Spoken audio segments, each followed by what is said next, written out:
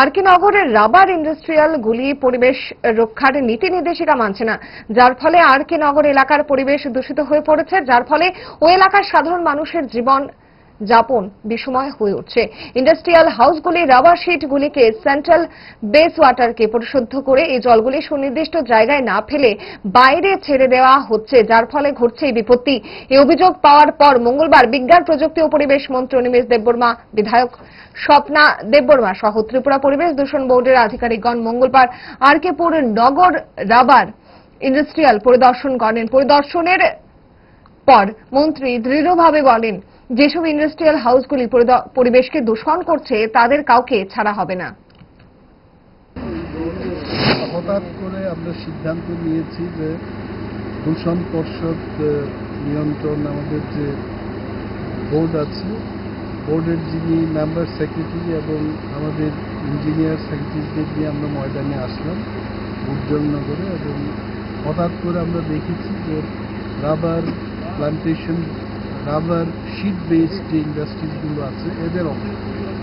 আমরা যে জায়গায় দাঁড়িয়ে আছি এটা সেন্ট্রালি ওয়েস্ট ওয়াটারকে পরিশুদ্ধ করে এই জলগুলিকে ছেড়ে দেওয়া হবে, এবং যিনি সাইট ইনচার্জ এখানে আছেন ওনার বক্তব্য যে মিনিমাম এখানে 500 KL প্রতিদিন ওয়েস্ট ওয়াটার পরিশুদ্ধ হওয়ার কথা, কিন্তু এই ইন্ডাস্ট্রি হাউসগুলো এই ওয়েস্ট ওয়াটারকে এইখানে না দিয়ে বাইরে ছেড়ে দেওয়া হবে।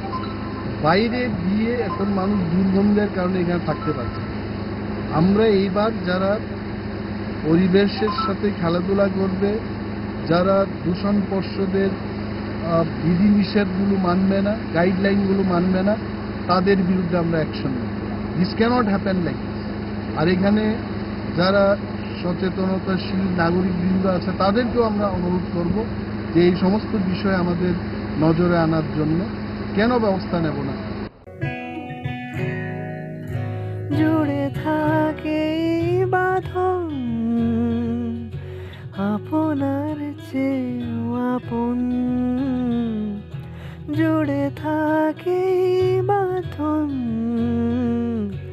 আপনার চেয়েও আপন,